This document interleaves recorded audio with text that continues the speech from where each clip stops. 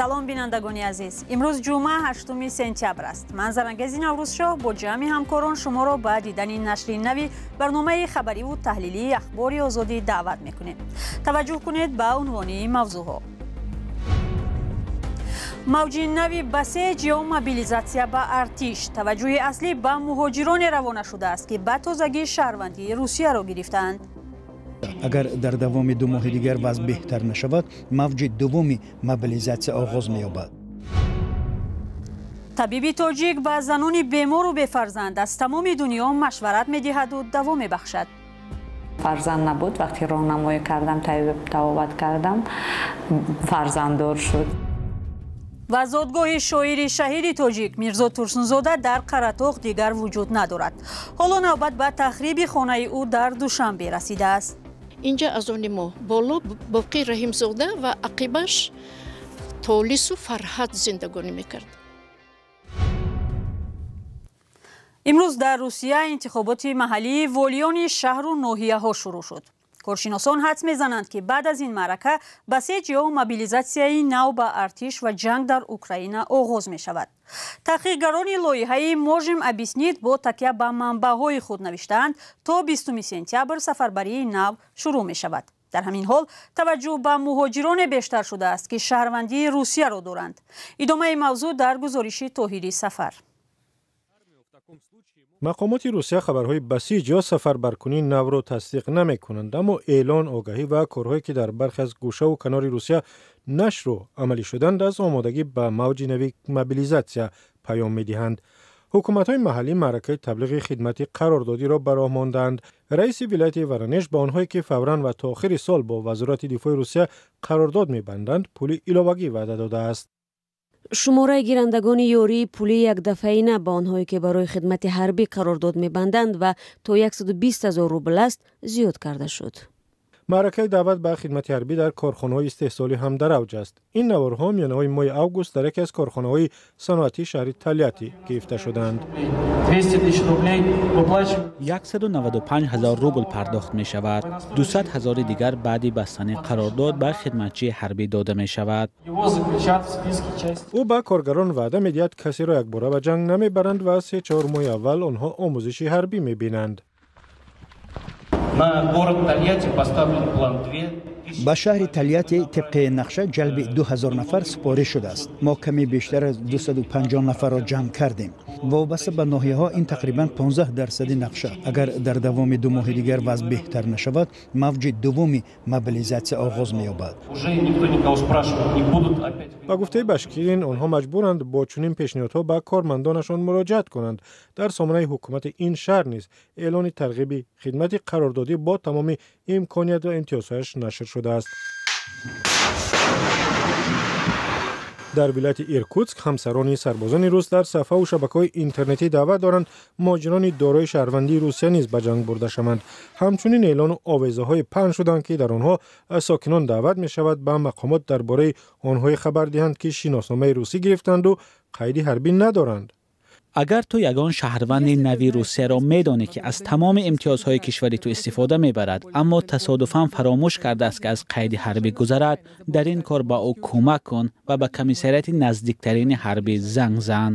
ин дар ҳоле аст ки рейдҳои зидди муҳоҷирон дар Русия идома дорад. як рӯз пеш дар амалиёте дар Санкт Петербург 400 нафарро тафтишу боздошт карданд ва бештар аз 50 муҳоҷир ки шаҳрвандии Русияро доштанд барои ҳозир шудан ба комиссарияти ҳарбӣ даъватнома доданд. ҷустуҷӯи чунин муҳоҷирон яке аз ҳадафҳои рейдҳо номида мешавад. хабарҳо аз эҳтимоли давраи нави мобилизатсия дар ҳоле паҳн мешавад ки бино ба оморҳо дар артиши Русия сафари сарбозоне ки намехоҳанд биҷанганд зиёд шудааст.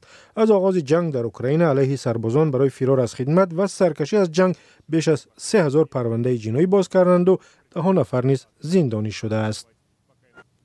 бинандаи азиз, ҳоло пораи аз барномаи гапи озодро мебинем ки ҳамкорони мо дар ин ҳафта сарнавишти соҳибкор Абдухалил Холиқзода ва адиби шинохтаи тоҷик Абдуқодири Рустамро дар миён гузоштаанд ки ҳарду барои нашри як китоби ёддоштӣ паси панҷараи боздоштгоҳ рафтаанд. Додситони кӯли Тоҷикистон муаллифи китобро ба барангехтани адовати миллӣ ва маҳалгароӣ муттаҳам мекунад. дар бораи дуввумӣ сукут ихтиёр кардааст. ҳамкорам Мирзонабии Холиқзод ба ин баҳс Абдуқодири Абдуқаҳҳор фаъоли маданӣ ва хабарнигор Зафари Суфиро даъват кардааст. پیامد این گونه عملکردهای مقامات، یعنی دستگیر و زندانی کردن روشنفکرانی که آشکارا نقص و کمبودی ملت خود، جامعه خود را میگویند، برای یک کشور چی بوده میتواند؟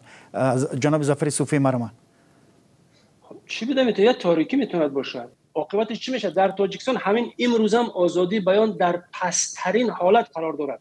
شما ببینید مثلا 2-3 نفر بیشتر نیست که اندیشه آزاد میتوند بیان کنند، از جمله این برادر ما که خود جای خودش کشور به کجا میبرند؟ به تاریکستان. بله، تشکر. جناب عبدالقادر، سوالی که من به ظفر صوفی گفتم، نظر شما چی است؟ شما چی میگویید؟ مرمان. درست، من هم جانبدار آن هستم که هر متفکر، هر دانشمند، هر نخبه ملت کمبودی ملت را بگوید. کاملا مقابل هستم که یگان مقاماتی سد راه او شود یا او را به پشتی پنجره بکشد. همین من هم اونقدر حال خوبی ندارم. 1000 سال از تمدن آریایی میگویم. حالا من 7 ماه شد در تاجیکستان کار ندارم. به هر در سر میزنم از کمیته تلویزیون و حکومت شهر میگن زردشتی از کار نگیردی. نه یعنی کاری آسان است. حالا ما باری دیگر میگم که برای ملت شدن حالی کمی وقت است، برای وحدت کامل هم تهیه کردن وقت است. بعدا هر نفری که در این سنگرها قرار میگیره باید بداند که مقابل او حتما عکس العمل میشود. بیننده عزیز، برنامه گپی آزاد روز یکشنبه ساعت 8 به وقت دوشنبه و ساعت 6 به وقت مسکو در وبسایت azadi.org، کانال آزادی ویدیو در یوتیوب و صفحه های ما در فیسبوک و اینستاگرام نشر می شود. برای همین بازگشت به این صفحه ها را فراموش نکنید. و در این قسمت برنامه با پزشک تاجیک شناس می شویم که 10 سال اخیر به گفته خودش به سیاحت طبی برآمده است. او حالا در ترکیه زندگی دارد. داننده 6 زبان است و میگوید همه نوع جراحی های زنانه را انجام می دهد. موفقیت این پزشک تاجیک در خارج کشور در حالی است که مقامات از کمبود متخصصان ساحه طب در داخل کشور میگویند. سرویناز روح الله و شهلای عبدالله با ستاره قادری و دکتر تاجیک در ترکیه واخوردند. ستاره پزشک زنانه روزی کاری خود را در شهر انتالیای ترکیه با مشورت و معاینه بیماران آغاز می کند. بیشتر آنهای به او مراجعت می کنند که بیماری های زنانه دارند یا مشتاق بچه دار شدن هستند. سفری خدمتی داشتم ترکیه. بعد از سفری خدمتی بعد آمدم انتالیا بود. بعد یک دوسه بیمارستان رفتم که هم صحبت شدم. اینا میگفتن که ما میپذیریم اگر شما بیایید ما دستگیری میکنیم، راهنمایی میکنیم. برای اینکه از خارجی خیلی کم تو سبک دکتر کار میکنن، خیلی کم.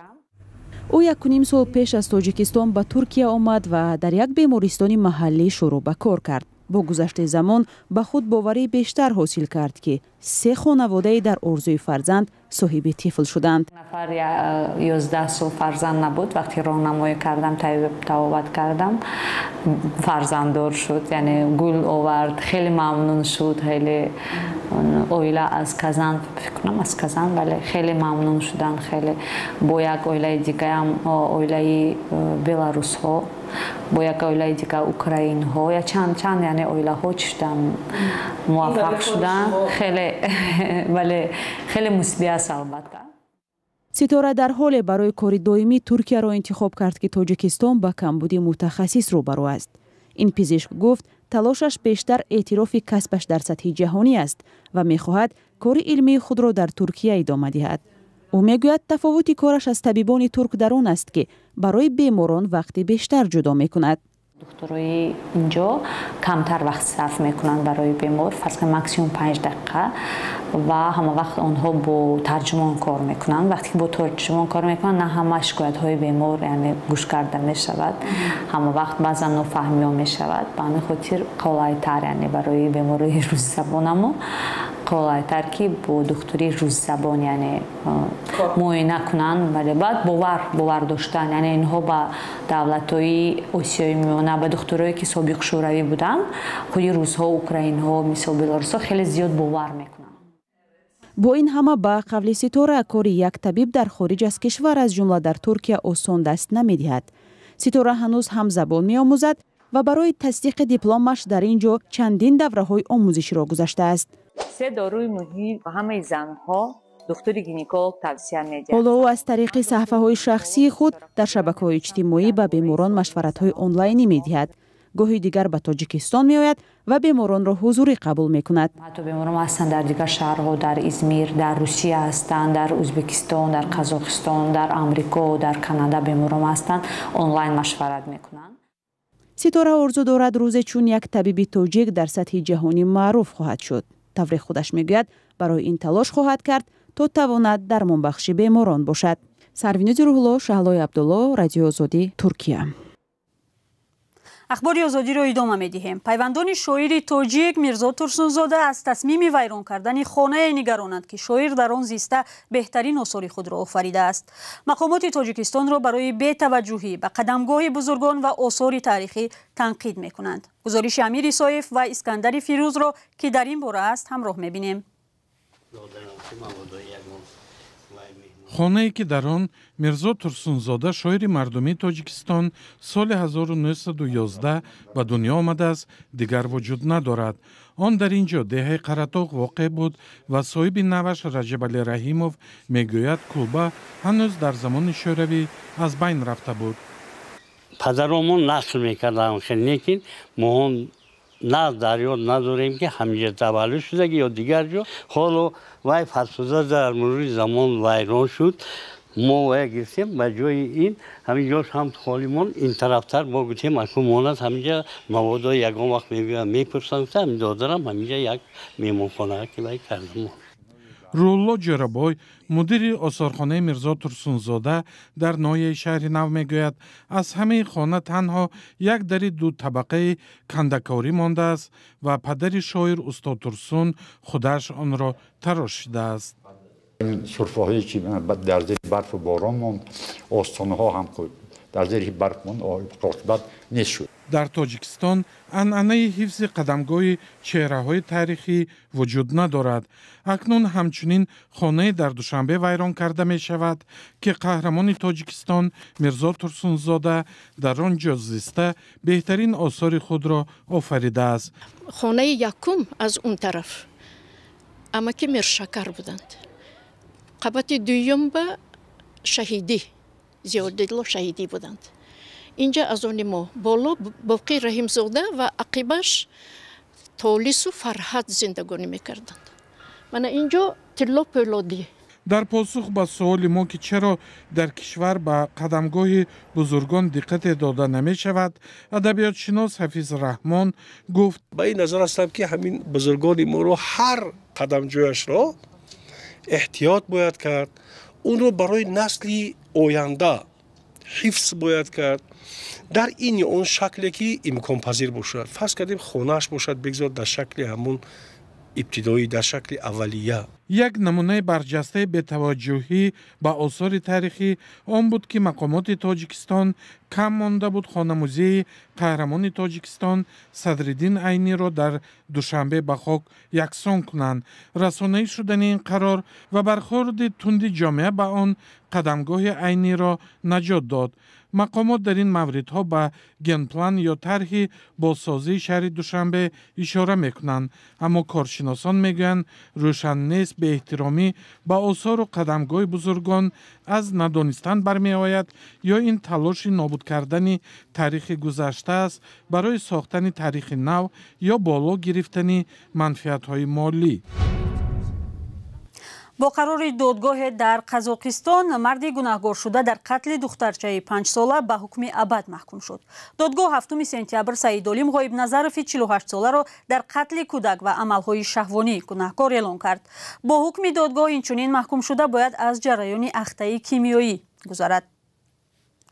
سپاس که تا این لحظه ما را همراهی کردید. بیننده عزیز، خبرهای از این بیشتر را با عکس و ویدیو در وبسایت azadi.org و صفحه های ما رادیوی آزادی در توییتر و تلگرام و فیسبوک، اینستاگرام و تیک تاک و یوتیوب پیدا کنید. خوب و خوش و کامگار و خدا نگهدارتان.